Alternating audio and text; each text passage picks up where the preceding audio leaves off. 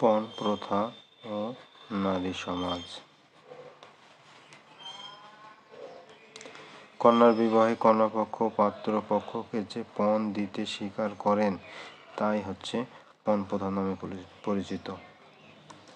আমাদের সামাজিক আচরণে যে সমস্ত কদাচার আছে তার মধ্যে পণ প্রথা নিন্দনীয়ভাবে কুপ্রথা।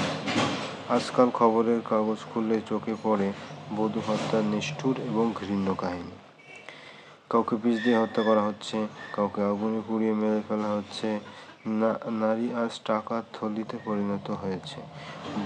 ভাগ্যভীরু ভারতীয় নারী জীবন যুগ যুগ ধরে খুঁজেছে প্রেম প্রীতিময় একটি সুখী গৃহকোণ, কিন্তু তারা তা পায়নি।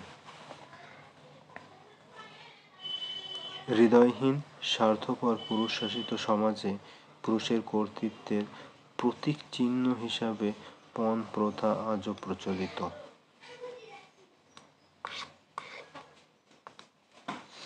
বিবাহ একটি পবিত্র সামাজিক রীতি, যা দুটি তরুণ তরুণীর হৃদয় সম্মিলনের একটা পবিত্র অনুষ্ঠান। কিন্তু এই পবিত্র সম্পর্কের মূলে কুঠারঘাত হানে পণ প্রথা। পাত্রপক্ষ সহজতম উপায়ে সম্পদশালী হওয়ার লোভে সোনার ডিম দেওয়া হাঁসকে মেরে ফেলার মতোই সর্বনাশা লোভে মেতে উঠে হত্যা করে জীবনের মধুরতম সম্পর্কটিকে।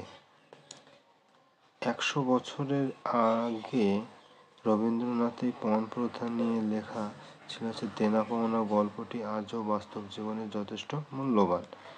কন্যার পিতা সামাজিক সম্মানের লোভে প্রচুর অর্থ, সোনা, গাড়ি ইত্যাদি পণ শিকার হিসাবে কন্যা দান করে।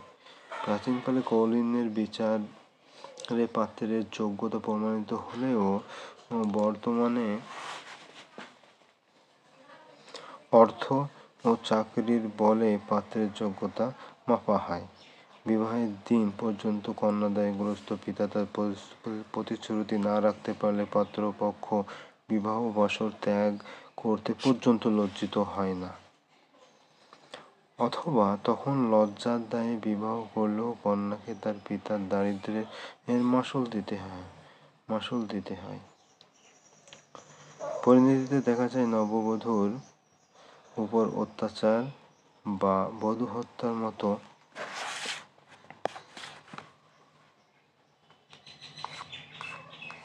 ঘটনা।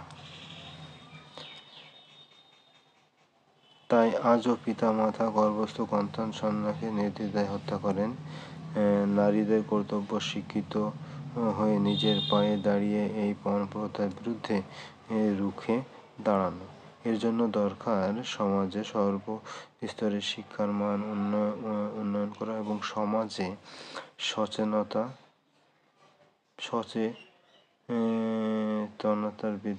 বিকাশ ঘটানো।